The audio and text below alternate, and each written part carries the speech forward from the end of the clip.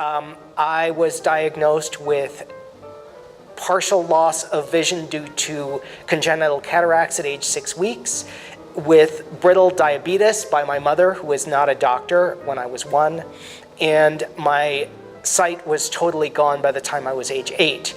Between 1 and 8, I was in diabetic coma, ketoacidosis, in the hospital 3 times, all at Christmas time, and my parents were told that it was likely that I would not live to see my 21st birthday.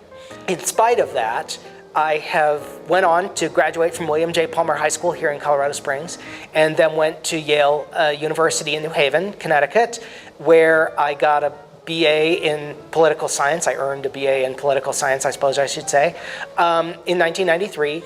I then went on to Princeton, where I earned a Master in Public Affairs in 1995, to Harvard, where I earned a Master's in Genetics in 96, and also earned a National Science Foundation Graduate Fellowship that year.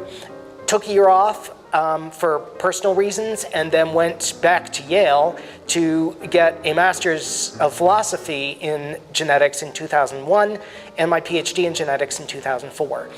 Our health professionals can't be healthy for us. We have to do that on our own.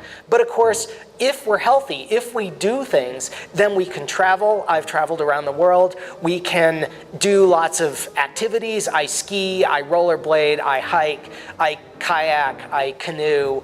I have been to Europe a dozen times. I have been to Asia once, plus again on the round the world trip.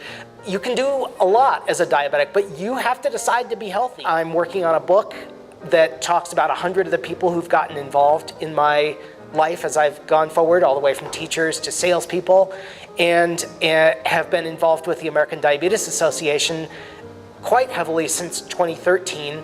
I've done the Step Out to Stop Diabetes in Connecticut in 2013 and 2015. They didn't have one in 2014.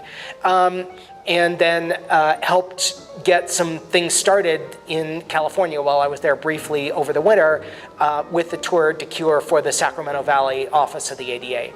I'm now here in Colorado, where I'm really excited to help everybody get involved and encourage everybody to get involved in the Tour/Step Out, which is going to be in Parker on September 24th.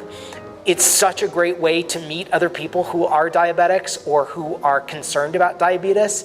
And as I proved last year by getting nearly 50 Yale students involved in the Step Out walk in Connecticut, it's really easy to get your friends and neighbors and your students and your friends in church and your coworkers involved in doing a tour or a Step Out event.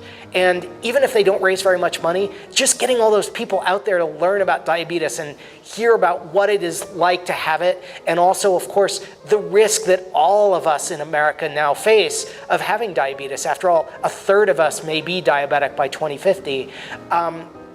It's so important to get out and get involved and do those things.